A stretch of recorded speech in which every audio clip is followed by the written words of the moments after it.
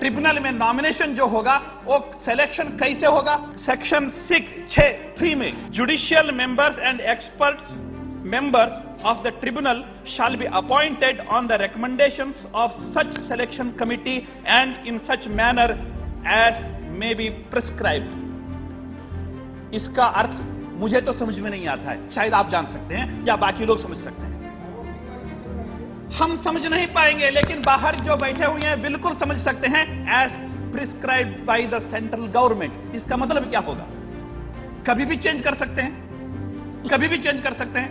आज जिक्र किया कि central water act, central pollution act, environmental act, ये सब कुछ जिक्र कर दिया गया है। मैं उसके बाद पढ़कर के मैं आपको दिखाता हूं।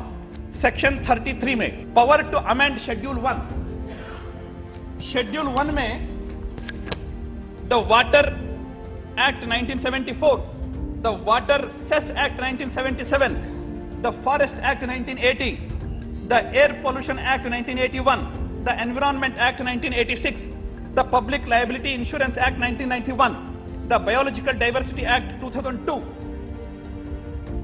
ये सब कुछ बदल दिया जाएगा, पावर दिया गया है बिल में।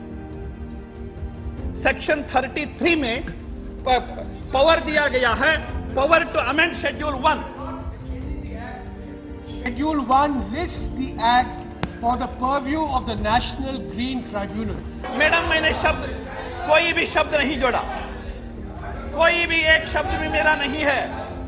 आपने जो लिख कर के सदन के सामने पेश किया है उसी शब्द को लेकर के हम बोल रहे हैं। Power to amend schedule 1, power to amend schedule 1, इसका क्या मतलब होता है?